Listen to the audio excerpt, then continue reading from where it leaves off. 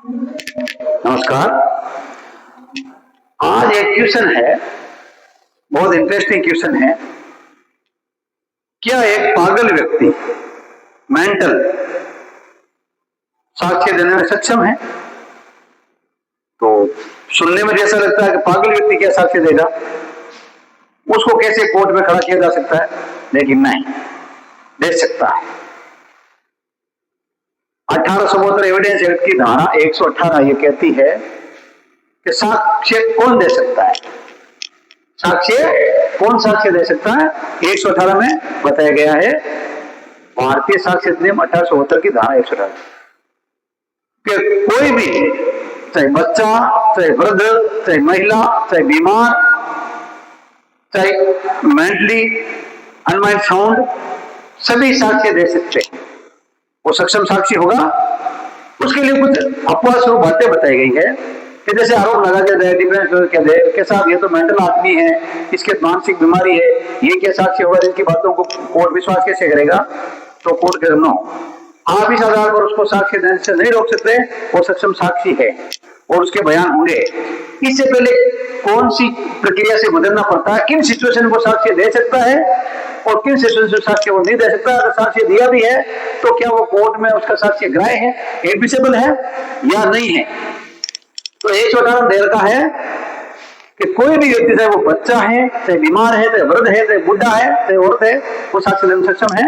उसके लिए कोर्ट पहले प्रैक्टिकल कहता है, कोर्ट टेस्ट देता है, कोर्ट टेस्ट देता है।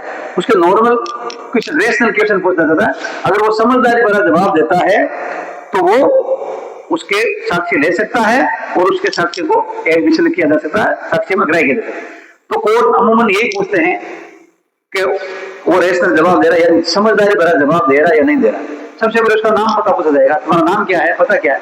अगर वो सही जवाब दे रहा है तो इसका मतलब वो अनमाइंड साउंड नहीं है, वो कोर्ट की नजर में एक नॉर्मल व्यक्ति की श्रेणी में आता है।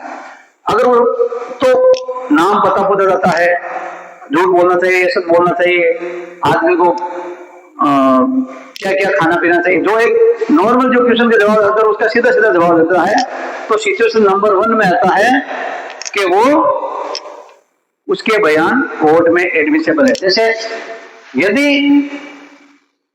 वो उल्टा सीधा जवाब देता है, जैसे उसको पूछे तेरा नाम क्या है, तो वो वापिस अगर कोर्ट से पूछे आपका नाम क्या है, वो पूछे तेरा गांव कौन सा है, तो वो पूछे ये कौन सा गांव है, तो समझ लीजिए कोर्ट कहता है ये बिल्कुल ही अनमाइंड साउंड है, बिल्कुल ही समझ भरा जवाब दे रहा है, बिल्कुल इसको नॉलेज नहीं है, इसलिए उसको गवाह में नहीं बुलाया जाएगा।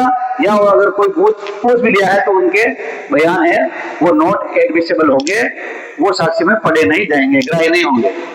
तो ऐसी स्थिति में सुप्रीम कोर्ट ने बहुत सारे जजमेंट में ये बताया है कि इस आधार पर आप उसको, केवल इलनेस है, मेंटल इलनेस है, लेकिन अगर वो कोर्ट के सामने उस वक्त, और भले ही वो कितना पागल करने की बातें करता हूं, लेकिन अगर कोर्ट में सीधा सीधा जवाब दे रहा है, रेशनल रिप्लाई दे रहा है, यानी वो समझदारी भरा जवाब दे रहा है, तो एक जजमेंट है Rameshwar versus state of Rajasthan ने, सुप्रीम कोर्ट ने कंसीडर किया है कि अगर जिस वक्त गवाह को न्यायालय में लाया जाता है और न्यायालय के सामने उसके कोर्ट प्रैक्टिस के हिसाब से, प्रैक्टिस पॉइंट के हिसाब से उसको क्वेश्चन उत्तर पूछा जाता है और वो रेशनल जवाब दे रहा है, समझदारी भरा जवाब दे रहा है, तो उसके बयानों को सक्षम साक्ष्य के रूप में लिए जाएंगे और उसके साक्ष्य वो कोर्ट में एडमिसेबल होंगे, ग्राह्य होंगे। और अगर वो उल्टा सीधा जवाब दे रहा, पूछता कुछ हो रहा है, बताता कुछ हो रहा है, तो इसलिए उसके बयान नहीं बने। इसलिए 118 में पागल हो, चाहे मानसिक रोगी हो, चाहे कुछ भी हो, वो एक सक्षम साक्षी होगा और उसके बयान न्यायालय में एडमिसेबल होंगे।